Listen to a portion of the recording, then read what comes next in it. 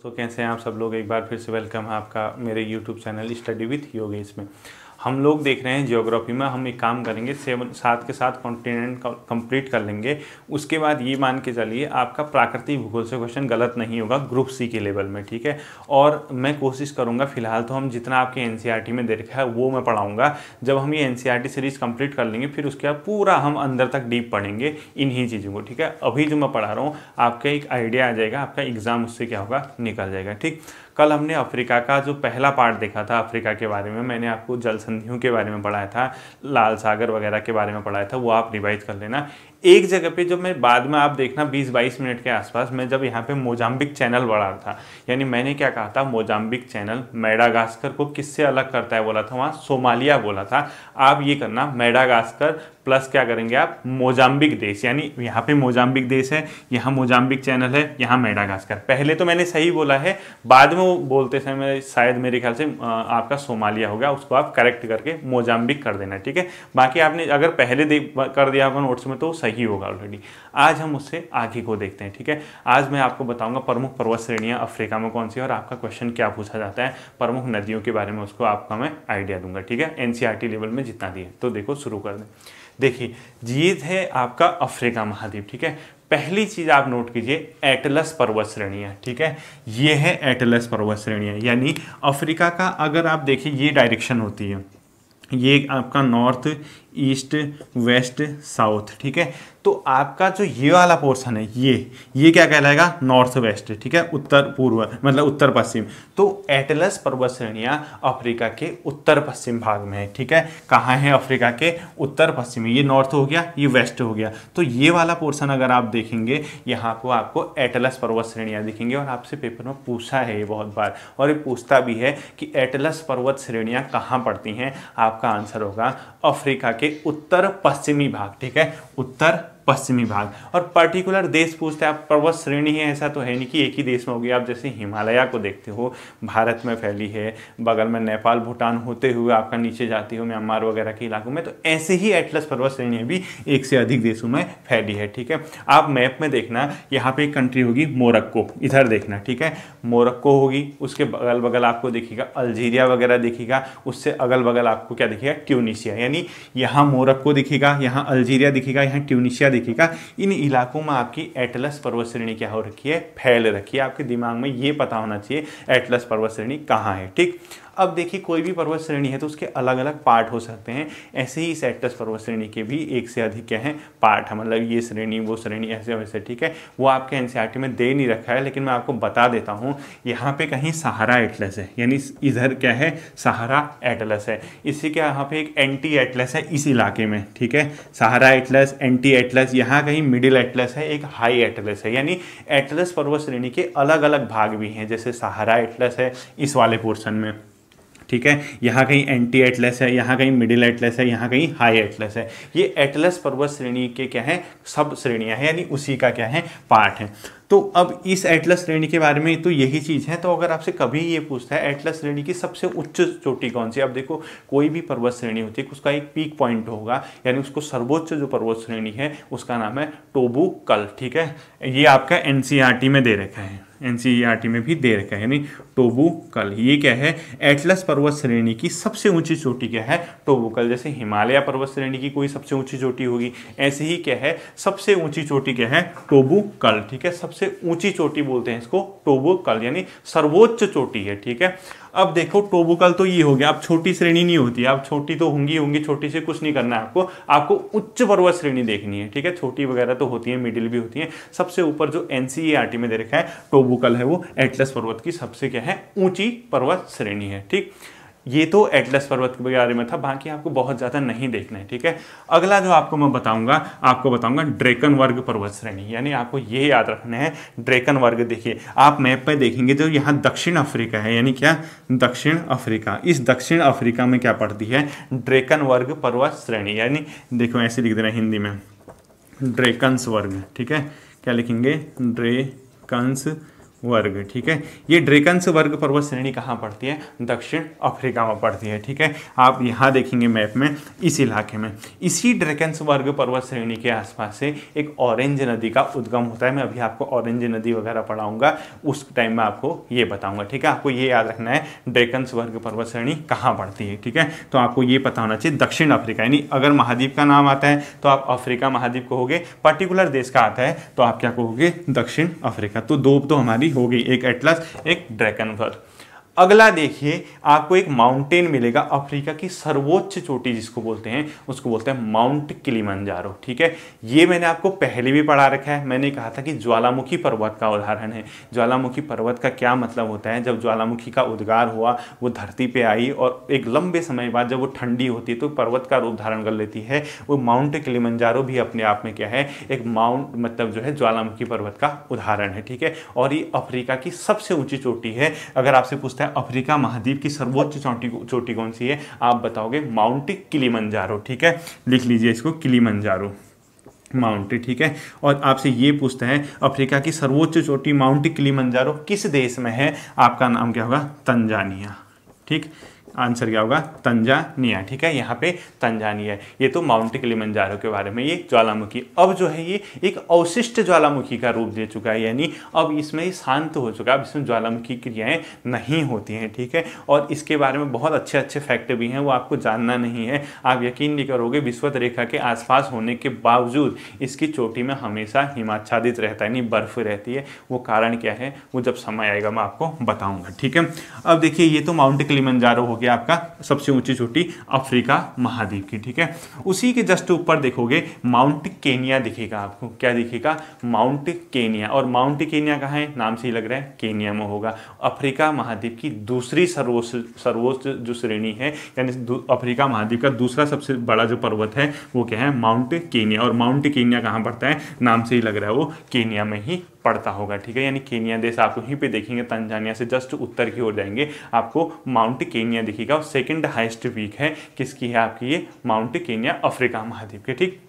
अब देखेंगे, जब आप तंजानिया से ऊपर को देखेंगे, केनिया से ऊपर जाएंगे, यहाँ पे एक इलाका दिखेगा, इसको बोलते हैं इथोपियन हाईलैंड, यानी इथोपिया की उच्च भूमि, ठीक है। ये भी अपने आप में एक भ्रंश घाटी, जैसे अफ्रीका के बारे में तथ्य है बहुत फेमस, अफ्रीका महाद्वीप में भ्रंश घाटी पाई जाती है। सबसे बड़ी जो भ्रंश घाटी है वो क्या होती है मैं बताऊंगा। इस पूरे इलाकों में एक दरार टाइप की पड़ी है, यहाँ से अगर आप देखेंगे यहाँ से पूरी दरार पड़ी है, उसको बोलते हैं भ्रंश घाटी। पेपर में आता है जो सबसे बड़ी भ्रंश घाटी है वो किस महाद्वीप में है, या भ्रंश घाटी किस महाद्वीप, कौन सा महाद्वीप भ्रंश घाटी के लिए जाना जाता है, वो है अफ्रीकन महाद्वीप। तो यहाँ पे एक इथोपियन हाईलैंड यानी इथोपिया की उच्च भूमि, ये भी अपने आप में एक पर्वत का रूप ले चुका है, यानी हाई इलाका है, ऊंचा इलाका है। तो यहाँ पे एक इसके बारे में बहुत फेमस तथ्य है, यहाँ पे एक ताना नाम की झील है।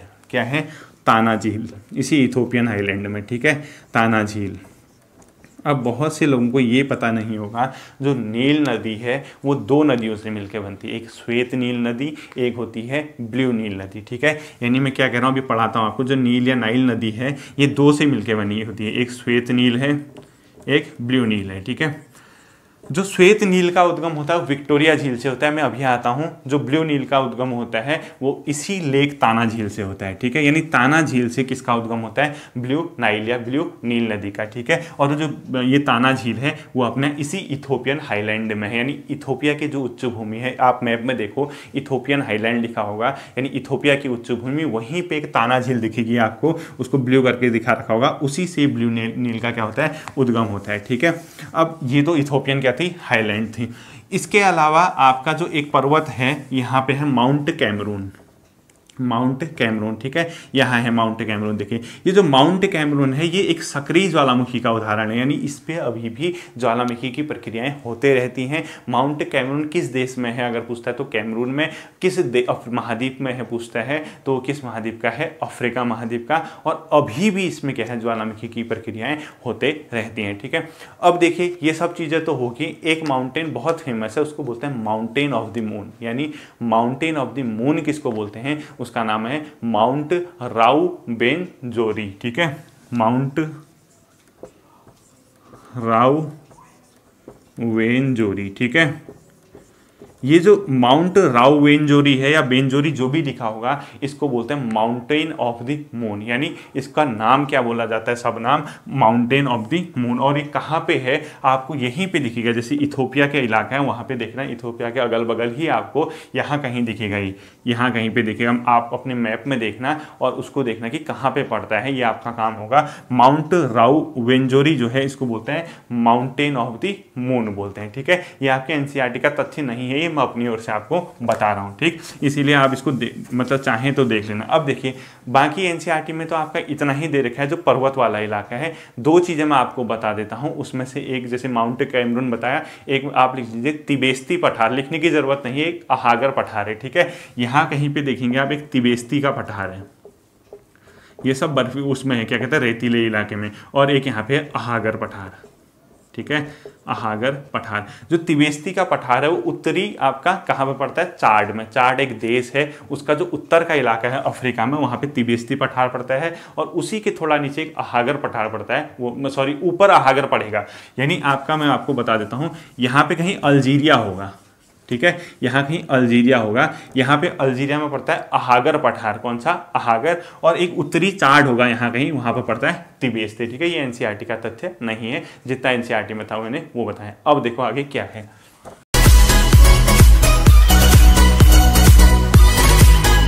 ये अफ्रीका महाद्वीप की कुछ नदियों के बारे में मैं आपको बताता हूँ, ठीक है। सबसे पहले तो आप एक काम कीजिए, अफ्रीका महाद्वीप की जो प्रमुख नदियाँ उनके नाम लिख लीजिए, ठीक है। एक का नाम लिख लीजिए आप, जो आपका नील नदी है, ठीक, खाली नाम लिख लीजिए पहले, फिर समझाता हूँ। एक का नाम लिख लीजिए आप नील नदी, एक का नाम लिख लीजिए आप ऑरेंज नदी, नील नदी इधर है, ऑरेंज नदी इधर है, ठीक है। एक का नाम लिख लीजिए आप लिम्पोपो नदी, सब बताता हूँ क्या क्या है। एक का नाम लिख लीजिए आप जैम्बेजी नदी, और एक ये ऑरेंज लिख लिया होगा, लिम्पोपो लिख लिया होगा, जैम्बेजी नदी लिख लीजिए एक का जायरे नदी लिख लीजिए, जायरे, ठीक है। और एक का आप क्या लिखिए, नाइजर नदी, और एक आपका लास्ट में जो मैंने पहला बता रखा है नील नदी। यानी अफ्रीका महाद्वीप की प्रमुख नदियों के नाम लिख लीजिए। क्या क्या लिखेंगे आप, ऑरेंज, ठीक है, मैंने इधर दिखा रखा अभी बताता हूँ। एक लिख लीजिए लिम्पोपो, ठीक है। एक उससे थोड़ा ऊपर है क्या, जाम्बेजी नदी, मैं नीचे से आ रहा हूँ, ठीक है। एक उससे इधर है नाइजर, ठीक। एक ऊपर है नील नदी, मेनली यही नदियाँ यहाँ पे पाई जाती हैं, ठीक है। और एक जायरे भी लिख लीजिए, कांगो जायरे में बहती है, ठीक है, जायरे नदी, ठीक। इनके बारे में मैं आपको अब बताता हूँ कि क्या चीज़ें। देखिए आपको क्या करना है, सबसे पहले आपको देखो ऑरेंज नदी मैंने लास्ट में दिखा रखा है, ये है ऑरेंज नदी, ठीक है। ये ऑरेंज नदी है। ये ऑरेंज नदी कहाँ से निकलती है, ड्रेकनवर्ग पर्वत। यहाँ पे जो मैं आपको पढ़ा रहा था अफ्रीका में, वो था ड्रेकनवर्ग पर्वत। यानी ड्रेकनवर्ग पर्वत से कौन सी नदी निकलती है, ऑरेंज नदी निकलती है। और ये निकलने के बाद कहाँ गिरती है, यहाँ पे अटलांटिक महासागर में, ठीक है। अगर आप मैप में देखेंगे, अपने प्राकृतिक मैप में, यहाँ ड्रेकनवर्ग पर्वत दिखेगा आपको, ये बहती हुई कहाँ जाएगी, अटलांटिक महासागर में, ठीक है। ये किसकी बात है, ऑरेंज नदी। जो कहाँ से निकलती है ये पता होना चाहिए, कहाँ गिरती है आपको ये पता होना चाहिए, ठीक है। ये जो नदी है ये क्या करती है, दक्षिण अफ्रीका और नामीबिया के बीच एक प्राकृतिक सीमा का निर्माण करती है।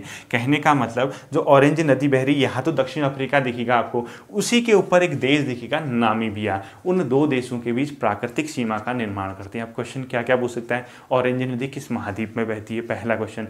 या पूछ सकता है ऑरेंज नदी निम्नलिखित में से किस देश से संबंधित है, दक्षिण अफ्रीका और आपका जो बोलोगे क्या आप, नामीबिया। या पूछ सकता है ऑरेंज नदी किस महासागर में गिरती है, आप बताओगे अटलांटिक महासागर, ठीक है। और निकलती कहां से, ड्रेकनवर्ग से, ठीक। ये मैंने क्या कर दिया, इरेज कर दिया, मिटा दिया। ऑरेंज नदी के जस्ट ऊपर आपको देखोगे उसका नाम है लिम्पोपो नदी, ठीक है। जस्ट ऊपर देखो, जो ड्रैकनवर्ग पर्वत है उसके उत्तरी भाग से होते हुए ये लिम्पोपो नदी हिंद महासागर में गिरती है। अब पहला क्वेश्चन, लिम्पोपो नदी किस महाद्वीप से संबंधित है, वो है अफ्रीका महाद्वीप से। लिम्पोपो नदी किस के उत्तरी भाग से बहती है, ड्रैकन्सवर्ग पर्वत, यानी अफ्रीका महाद्वीप का ये क्या है, हिस्सा है। और ये कहाँ गिरती है, तीसरा हिंद महासागर में।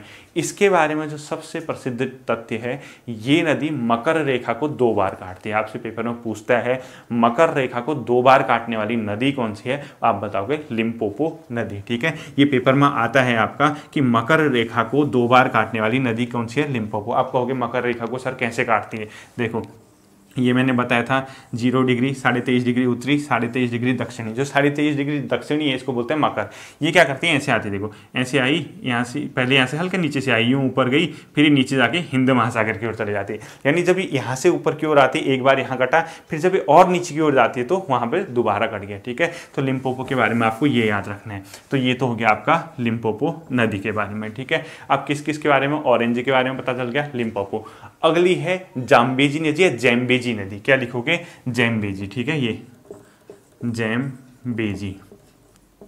ठीक है, ये जैम्बेजी नदी कहाँ गिरती है अगर आपका पूछता है, ये भी आपका बहुत ज़्यादा इंपॉर्टेंट है। ठीक है, ये गिरती है आपका हिंद महासागर में। ठीक है, ये मैंने जो इधर दिखा रखा है, नाम लिख रखा है, ये नदी अपने आप में देखो, यहाँ पे कटंगा का पठार है, यहाँ कहीं कटंगा का पठार है। आपसे ये इतना डीप नहीं पूछता किस पठार से। ठीक है, आपको पता होना चाहिए कि जो जैम्बेजी नदी है इसी लिम्पोपो के उत्तरी भाग से होते हुए कहाँ गिरती है, आपका हिंद महासागर में। ठीक है, आपको ये पता होना चाहिए किस मतलब महाद्वीप की नदी है और कहाँ वो गिरती है, यानी हिंद महासागर में गिरती है।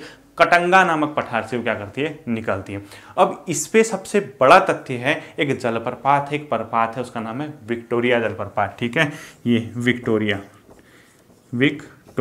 विश्व के सबसे ऊंचे जलप्रपातों में से एक है। ठीक है, सबसे ऊंचा नहीं है, जैसे एंजल सबसे ऊंचा बताया था मैंने, तो विक्टोरिया भी अपने आप में बहुत ऊंचा जलप्रपात है। वो इसी नदी, इसी जैम्बेजी नदी पे क्या बनाता है, जलप्रपात बनाता है, उसका नाम है विक्टोरिया। पेपर में क्या पूछता है, विक्टोरिया जलप्रपात किस नदी पे है, तो वो है किस नदी पे, जैम्बेजी नदी। और जैम्बेजी नदी कहाँ गिरती है, अपने आप में हिंद महासागर में गिरती है। ठीक, जब जैम्बेजी नदी के बारे में हो गया, अगली नदी का नाम बताता हूँ आपको, नाइजर नदी।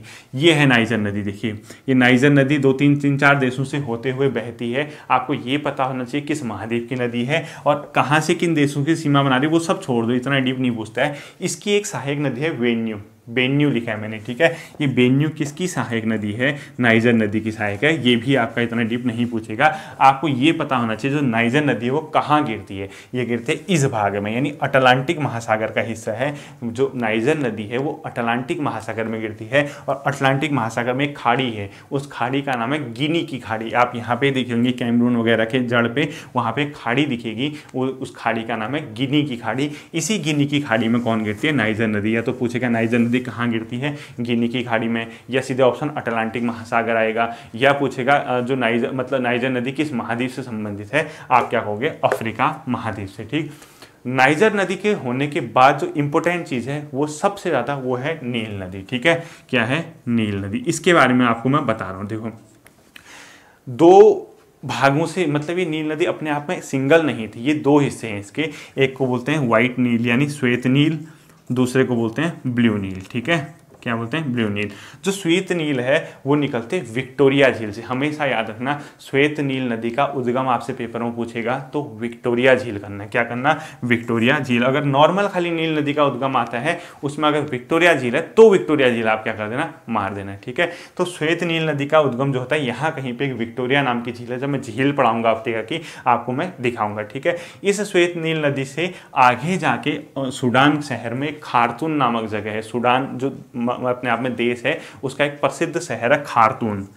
क्या है, खार्तून। इस खार्तून में इस नील नदी के साथ दूसरी नील मिलती है, उसको बोलते हैं ब्लू नील। इस ब्लू नील और श्वेत नील का अगर मिलन है वो खार्तून नाम के शहर में है, वहीं से इस नील नदी मतलब जो श्वेत और ब्लू नील है वो अपने आप में नील कहलाती हैं। और हमेशा याद रखना ये भूमध्य सागर में गिरती है। बहुत लोगों को ये पता नहीं होता कि श्वेत ये जो नील नदी है किस महासागर में किस सागर में गिरती है। वो क्या करते हैं, पेपर में बेहोश होकर आते हैं घर। ठीक है, उनको लोकेशन नहीं देखी होती है। तो नील नदी ऐसे ऐसे बहते हुए यहाँ भूमध्य सागर है, तो नील नदी जो गिरती है वो कहाँ गिरती है, भूमध्य सागर। आपसे ये पूछेगा नील नदी कहाँ गिरती है, हिंद महासागर, प्रशांत महासागर, अटलांटिक महासागर, भूमध्य सागर, बेहोश हो जाओगे वहाँ। ठीक है, इसीलिए कह रहा हूँ ध्यान से देखना। तो जो ब्लू नील है, अभी मैंने आपको पहले भी बता रखा है कि ब्लू नील कहाँ से निकलती है, उसका उद्गम जो बताया था मैंने ताना झील से बताया था यहाँ पे। ठीक है, ताना झील और जो विक्टोरिया झील से वो व्हाइट नील निकलती है। दोनों खार्तून नामक शहर में, सूडान जो देश है वहाँ मिलते हैं, वहाँ से नील नदी कहलाती है। ठीक है, और कहाँ गिरती है नील नदी, नदी भूमध्य सागर में। ठीक, अगली जो नदी आती है वो जायरे नदी आती है। क्या आती है? जायरे नदी। कांगो जायरे भी बोलते हैं इसको। ठीक है, कांगो जो देश है वहीं ये कांगो जायरे नदी है। इसके बारे में जो तथ्य है वो बताता हूँ। ये गिरती है अटलांटिक महासागर में, यूं यूं गिर के यहाँ आएगी। ठीक है, यानी जायरे नदी कहाँ गिरती है पूछता है? अटलांटिक महासागर में। जायरे नदी किस महाद्वीप से संबंधित है पूछता है? अफ्रीका महाद्वीप से संबंधित है। इसके बारे में जो क्वेश्चन है वो है विषुवत रेखा को ये 2 बार काटती है। ठीक है, किसको? विषुवत। अब यहाँ कंफ्यूज मत करना, जैसे मकर रेखा को लिम्पोपो नदी 2 बार काटती थी, ये जो है विषुवत रेखा को क्या करती है? 2 बार काटती है। वो कौन सी नदी है? जायरे नदी। और कहाँ गिरती है? अटलांटिक महासागर में। ठीक है, अब इसके बारे में आपको बताता हूँ। एक बहुत फेमस जलप्रपात है, उसका नाम है स्टेनली जलप्रपात, और एक दूसरा स्टेनली क्या है? लिविंडा जलप्रपात। ठीक है, क्या क्या नाम है? एक तो स्टेनली है, ठीक है, ये बहुत आता है, स्टेनली या स्टेली जो भी है। ठीक है, स्टेनली जलप्रपात अगर पूछता है या मतलब आपको ऐसे ही पूछेगा कि स्टेनली जलप्रपात किस नदी पे है, आप क्या कहोगे? जायरे नदी पे है। या लिविंडा जलप्रपात पूछेगा, लिविंडा स्टोन। ठीक है, लिविंडा स्टोन। ठीक है, ये लिविंडा स्टोन और स्टेनली जलप्रपात इसी जायरे नदी पे है। ठीक है, आपको याद रखना है। और ये कहाँ गिरती है? आपका अटलांटिक महासागर में गिरती है। ठीक, ये चीज़ें जब आप जान जाएंगे तो आपके एनसीईआरटी में कुछ प्रमुख उसने क्या दे रखे हैं? बांध दे रखे हैं, और उस बांध से अफ्रीका महाद्वीप के बांध से क्वेश्चन आता है। ठीक है, कुछ प्रमुख बांध लिख लीजिए और उनकी नदियों का नाम लिख लीजिए। ठीक है, एक जगह आप बांध लिख लीजिए, एक जगह नदी का नाम लिख लीजिए। ठीक, अब देखिए बाकी तो जैसे मैंने आपको बता दिया, जो ये नदी है कौन सी आपकी, अभी जो बताया मैंने, जायरे नदी विषुवत रेखा को 2 बार काटती है, अटलांटिक महासागर में गिरती है, ये सब मैंने आपको बता दिए। अब देखिए प्रमुख बांध लिखिए और किस नदी पे वो बने हैं। ठीक है, पहला है असवान बांध। क्या है? असवान बांध बहुत इंपॉर्टेंट है, और ये है नील नदी पे, और ये है कहाँ? मिस्र में। ठीक है, और याद रखना नील नदी को क्या कहते हैं? मिस्र का वरदान कहते हैं, मिस्र का आपका क्या कहते हैं? उपहार कहते हैं। ठीक है, जैसे आप मिस्र देखोगे यहाँ पे है, इस मिस्र की जो पूरी सभ्यता का डेवलपमेंट हुआ इसी नील नदी की वजह से हुआ। नहीं तो उस रेगिस्तानी इलाकों में सोचो, जिन देशों में पानी नहीं है, तरसते हैं, पूरे रेगिस्तान का ही सहारा मरुस्थल का पूरा इलाका है, यहाँ पे एक मिस्र नामक देश है, वो इतनी पुरानी सभ्यता है, उस नील नदी की वजह से ही उस मिस्र का क्या हुआ? अपने आप पर सभ्यता का डेवलपमेंट हुआ। इसीलिए इसको क्या बोला जाता है? नील नदी को मिस्र का वरदान या मिस्र का आपका क्या कहते हैं? उपहार। तो वहां पे एक बांध बना है असवान नाम का बांध, वो कहाँ है? मिस्र में है। और वो किस नदी पे है? नील नदी पे। हमेशा आपको याद रखना। दूसरा बांध आपका देखा उसने करीबा बांध, ये भी लिख लो, ये पेपर में मैच करने आ सकते हैं आपके। करीबा, ये करीबा जो बांध है वो करीबा पे ही है, करीबा नदी है, और लेकिन ये करीबा नदी जो है जाम्बेजी का ही हिस्सा है। ठीक है, जाम्बेजी का। ठीक है, ये करीबा बांध है, जाम्बेजी नदी पे भी आ सकता है ऑप्शन, और करीबा नदी भी आ सकता है। ठीक है, जाम्बेजी और करीबा आगे जाके मतलब वो करीबा उससे ही संबंधित है, पूरा बता नहीं रहा हूँ मैं आपको, यहाँ ऐसे ऐसे यहाँ कहीं करीबा से मिल जाती है, वो एक ही चीज़ है। ठीक है, करीबा बांध करीबा नदी पे भी आएगा, या जाम्बेजी जो भी आता है आप उसको देख लेना। ठीक, 2 बात तो ये होगी। अगला बात है कैंजी बांध, और कैंजी बांध किस नदी पे है? नाइजर नदी पे। ठीक है, कैंजी बांध किस नदी पे है? नाइजर। जो मैंने अभी आपको नाइजर नदी बढ़ाया था उसमें एक प्रसिद्ध बांध दे रखा है उसने, कैंजी बांध, और ये कहाँ है? नाइजर नदी पे। और लास्ट जो है सेन्नार बांध, ये भी नील नदी पे है। ठीक है, क्या लिखेंगे आप? सेन्नार। और ये सेन्नार भी किस नदी पे है? नील नदी पे। ठीक, सेन्नार बांध भी किस नदी पे है? नील नदी पे। ठीक है, ये तो आपके प्रमुख क्या थे? यहाँ के बांध थे। अब देखो आगे क्या होता है। तो मेन चीज़ें आपकी अफ्रीका महाद्वीप के बारे में एनसीईआरटी पे आपके दे रखी हैं। अब जो कुछ फैक्ट दे रखे हैं एनसीईआरटी में, अगर आपका अब आप बहुत से लोग सोच रहे हैं सर ये कौन सी एनसीईआरटी पढ़ा रहे हैं, ये है ओल्ड एनसीईआरटी। ठीक है, और वहाँ से आपका क्वेश्चन उठाता है। ठीक, उसको ये मतलब नहीं कि आप कौन सी एनसीईआरटी पढ़ा रहे हैं, मतलब वो ओल्ड से भी क्वेश्चन उठा देता है, न्यू से भी। और आप देखना प्राकृतिक भूगोल से ही क्वेश्चन आता है विश्व का, आप नॉर्मली देखना। अब जैसे पिछली बार मैं एक क्वेश्चन देख रहा था, कहीं किसी पेपर में आया था, वो स्वेज नहर जो थी उससे संबंधित 2 पोर्ट के नाम पूछ दिए थे उसने। उत्तरतम कौन सा पोर्ट है, दक्षिणतम कौन सा पोर्ट। आप देख लीजिए, एक फॉरेस्ट गार्ड के पेपर में अगर क्वेश्चन का लेवल ये है तो आपको कहाँ कहाँ तक वो घुमा सकता है। ठीक है, वो देखने। अब कुछ इंपॉर्टेंट फैक्ट मैं आपको लिखा रहा हूँ, आप लोग नोट कीजिए। देखिए, क्रोमियम के जो भंडार के लिए, क्रोमियम के उत्पादन के लिए, वो उसके लिए दक्षिण अफ्रीका जाना जाता है। ठीक है, सर्वाधिक क्रोमियम होता है लगभग यहाँ। क्या? क्रोमियम। अगर आपसे पूछता है क्रोमियम का सर्वाधिक उत्पादन लगभग कहाँ होता है इस महाद्वीप में, और विश्व में भी ये बहुत ज़्यादा आगे है क्रोमियम, ठीक है, वो है दक्षिण अफ्रीका, साउथ अफ्रीका। बहुत ज़्यादा यहाँ पे क्या होता है, क्रोमियम का उत्पादन है। क्रोमियम बहुत ज़्यादा क्या मिलता है, दक्षिण अफ्रीका में। हीरे के भंडार के लिए भी जाना जाता है, वो हीरे का भंडार किम्बरले के पठार में। अब किम्बरले कहाँ है, आप लोगों को मैं एक वो दे रहा हूँ, टास्क दे रहा हूँ, आप लोगों को क्या करना है, किम्बरले का पठार ढूंढना है। अब किम्बरले ऑप्शन दे सकता हूँ, या आपको अफ्रीका में दिखेगा, या आपको ऑस्ट्रेलिया महाद्वीप में दिखेगा, या आपको क्या कहते हैं, दक्षिणी अमेरिका महाद्वीप में दिखेगा। इन 3 महाद्वीपों में आप किम्बरले का पठार जिसको मिल जाएगा मुझे बता देना कमेंट करके कि सर किम्बरले का पठार यहाँ पे है, ठीक है। किम्बरले का पठार क्या किस चीज के लिए जाना जाता है, आपका किम्बरले, ठीक है, यहाँ होता है हीरे का भंडार, सर्वाधिक विश्व में लगभग, ठीक है, अत्यधिक हीरा भंडारों में से एक माना जाता है किम्बरले के पठार में, ठीक। सोने के लिए इसका एक शहर जाता है स्वर्ण के लिए, वो है जोहानिसबर्ग। आप लोगों ने क्रिकेट वगैरह में सुना होगा, स्वर्ण भंडारण बहुत ज़्यादा होता है जोहानिसबर्ग में। कभी अगर आपके मैच करने के लिए आता है तो आप ये मारेंगे, स्वर्ण भंडारण अफ्रीका महाद्वीप में बहुत ज़्यादा कहाँ होता है, जोहान्सबर्ग में, ठीक है, जोहान्सबर्ग। और ये जोहान्सबर्ग कहाँ पड़ता है, दक्षिण अफ्रीका का जो एक देश है उसका एक शहर है, वहाँ ही क्या पड़ता है, जोहान्सबर्ग। लोकेशन आप देखते रहना अपने मैप में, जोहान्सबर्ग कहाँ पे है, ठीक है। इसके अलावा अफ्रीका महाद्वीप में एक बहुत फेमस पेय मिलता है, जैसे आप जो कॉफ़ी वगैरह पीते हैं इसी टाइप का एक पेय होता है, उसको बोलते हैं कोको। उस कोको पेय को बहुत ज़्यादा वहाँ पे क्या है, प्रचलित है, बहुत ज़्यादा निर्यात भी करता है अफ्रीका महाद्वीप, और उससे चॉकलेट वगैरह बनाने में भी वो सहायक होता है। कोको का पाउडर वगैरह भी आपने देखा होगा, बहुत फेमस है वो जो कोको। आपका जो मतलब पेय है वो किस कैको नामक वृक्ष से निकलता है, ठीक है, इसको ध्यान रखना, कभी पूछ सकता है आपको। जो कोको है वो कैका नामक वृक्ष से मिलता है, ठीक है, किससे, कैका वृक्ष से। इस कैका वृक्ष से कोको का क्या होता है, उत्पादन होता है, एक प्रकार का पेय है कॉफ़ी की तरह, ठीक। कोको पेय जो है कैका वृक्ष से क्या होता है, निकलता है। आपको ये ज़्यादा ये मतलब ये चीज़ आपको पता होनी चाहिए, ठीक है। अब आपको 2 मैं उनके नाम बताऊंगा, द्वीप समूह के नाम, ये भी मैं आपको टास्क दे रहा हूँ। आप हिंद महासागर में ढूंढना, उसको टिक लगा देना, वहाँ लौंग का उत्पादन होता है और विश्व में वो बहुत प्रसिद्ध है, ठीक है। आपसे क्वेश्चन क्या पूछेगा, निम्नलिखित में से कौन सा महाद्वीप लौंग उत्पादन के लिए जाना जाता है, उसका नाम है जंजीबार और पेम्बा द्वीप, ठीक है। 2 द्वीप हिंद महासागर में दिखेंगे आपको, एक का नाम होगा जंजीबार, जंजीबार और पेम्बा द्वीप, पेम्बा। ये 2 द्वीप समूह आप यहाँ कहीं देखेंगे हिंद महासागर में, उसको हाईलाइट करेंगे और उसके लिए क्या लिखेंगे, क्यों फेमस है, लौंग के लिए, ठीक है। जो लौंग देखते हैं अत्यधिक फेमस है, बहुत ज़्यादा विश्व का, ठीक है। जंजीबार और पेम्बा द्वीप में क्या होता है, लौंग का अत्यधिक उत्पादन होता है, और ये बहुत फेमस क्वेश्चन है, ये पेपर में दिखेगा, ठीक है, बहुत बार पूछता है। जब मैं सारे महाद्वीप पढ़ा दूंगा उसके बाद पुराने पेपर खंगालना, आप जो प्राकृतिक चीज़ें उसने पूछी होंगी, ठीक है, आपका लगभग वो बन जाएगा, ठीक।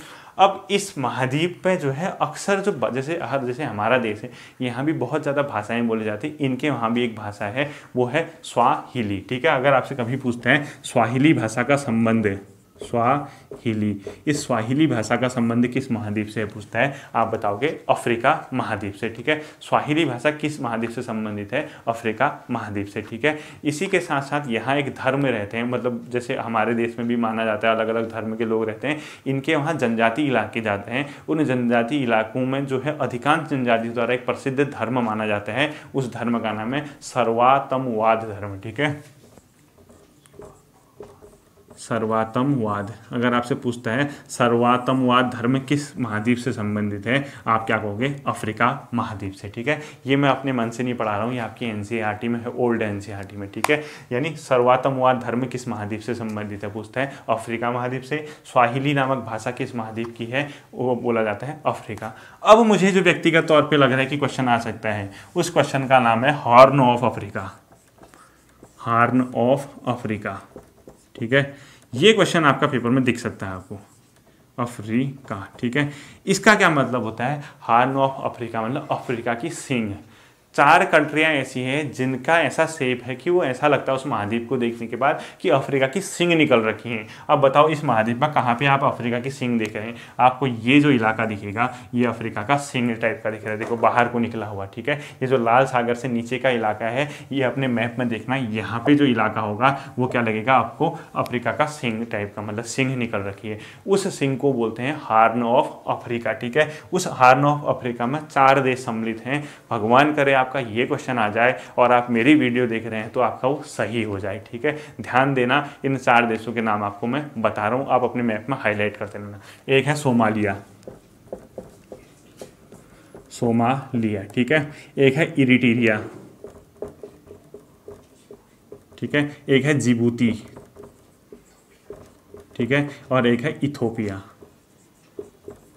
इन 4 को बोला जाता है हार्न ऑफ अफ्रीका, ठीक है। यहाँ कहीं नीचे नीचे देखेंगे आपको, कहीं सोमालिया दिखेगा, थोड़ा इस साइड को देखेंगे यहाँ आपको इथोपिया दिखेगा, छोटे से छोटे जिबूती और इरिट्रिया भी हैं। भले आपके मैप में अगर नहीं दिखा रहा होगा, नीचे नंबर डाला होगा उसने, इस नंबर पे जिबूती, इस नंबर पे इरिट्रिया दिख जाएगा वैसे, ठीक है। यानी सोमालिया, इरिट्रिया, जिबूती और इथोपिया, इन 4 को बोला जाता है हार्न ऑफ अफ्रीका, यानी अफ्रीका की सींग बोला जाता है, ठीक है। ये क्वेश्चन आपके पेपर में आ सकता है और आप वहाँ बेहोश नहीं होंगे, अब मुझे उम्मीद है, ठीक है। फिर ये मत कहना इतना टफ पूछ दिया इसने, ये कर दिया। मैं अपने व्यक्तिगत एक्सपीरियंस से बता रहा हूँ, ऐसा क्वेश्चन आपको दिखने को मिल सकता है, ठीक है। आप इस चीज़ को ध्यान देना। अब लास्ट चीज़, 2 चीज़ें बता रहा हूँ, उस चीज़ को लिख लेना, बहुत इंपॉर्टेंट है। एक शब्द लिख लीजिए हरमट्टन, बहुत ज़्यादा फेमस, ठीक है। इतनी ज़्यादा इरिटेटिंग धूल भरी आंधी, इतनी ज़्यादा परेशान करने वाली आंधी, अगर कभी इस हवा के कारण किसी ने किसी का कत्ल भी कर दिया तो हो सकता है, अगर साबित हो गया कि उसकी सज़ा माफ़ भी हो जाएगी। इतनी ज़्यादा इरिटेटिंग हवा अफ्रीका महाद्वीप के जो आपका मरुस्थली इलाके हैं वहाँ पे चलती है, एक हरमट्टन धूल भरी और शुष्क हवा, ठीक है। क्या कहोगे आप? धूल भरी व शुष्क और गर्म, ठीक है। हरमट्टन इतना ज़्यादा इरिटेट कर देता है। ये हरमट्टन क्या है, अपने आप में एक नाइजीरिया वगैरह के इलाकों में मतलब चलने वाली एक हवा है जो बहुत ज़्यादा धूल भरी है, बहुत ज़्यादा क्या है इरिटेटिंग है, और बहुत ज़्यादा उससे क्या होता है आपका गर्मी वगैरह शुष्क इलाके में है। तो आपको अगर हरमट्टन पूछता है, हरमट्टन का संबंध किस देश से? नाइजीरिया से, ठीक है। नाइजीरिया वगैरह बहुत से मतलब 3-4 हवा है तो एक ही देश में तो बहेगी नहीं, तो हरमट्टन ही पूछता है वो जनरली क्या होता है, नाइजीरिया से संबंधित है। तो ये बहुत ज़्यादा धूल भरी क्या है आंधी है जो वहाँ की बहुत क्या करता है, लोगों को इरिटेट कर देती है, ठीक है। हरमट्टन नाम की हवा, ठीक। अगला और लास्ट पॉइंट जो आपके एनसीईआरटी का है जो आ सकता है, उससे क्या होता है, उसका नाम है खमसिन। क्या है एक टर्मिनोलॉजी? खमसिन, ठीक है। ये भी एक अपने आप में अप्रैल के महीने में, यानी जब गर्मी स्टार्टिंग दौर में होती है उस टाइम पे मिस्र में चलने वाली गर्म और शुष्क हवा है, उसका नाम है खमसिन। यानी खमसिन भी अपने आप में गर्म और शुष्क हवा है, धूल भरी हवा है, जो अप्रैल के स्टार्टिंग में कहाँ चलती है? मिस्र के इलाकों में चलती है, ठीक है। आपकी एनसीईआरटी में इतना ही अफ्रीका महाद्वीप के बारे में दे रखा है। आप लोगों का होमवर्क मैं दे रहा हूँ, ठीक है। मैं अफ्रीका महाद्वीप इससे एक्स्ट्रा नहीं पढ़ाऊंगा, ठीक। आप लोगों को क्या करना है, मैं अगर पढ़ाऊंगा भी तो संभवतः अगर आप लोग कहेंगे सर थोड़ा स्वेज नहर के बारे में पढ़ा दीजिए, मैं स्वेज नहर पढ़ा सकता हूँ। आपके लिए क्या काम देता हूँ मैं, अगर मैं तीसरी वीडियो लाया तब तो ठीक है, अब मेरी आत्मा भी नहीं मानती है, मुझे देना पड़ेगा तीसरा वीडियो, मुझे पता है। मैं उसमें आपको क्या करूँगा, प्रमुख झीलें अफ्रीका की, ये मेरी अपनी तरफ से है, ठीक है। प्रमुख झीलें, स्वेज नहर, इनके बारे में मैं आपको पढ़ाऊंगा। उसके साथ ही आपका अफ्रीका महाद्वीप से कोई क्वेश्चन अब गलत नहीं होगा, ठीक है। इनको अच्छे से तैयार कीजिए। Take care, thank you.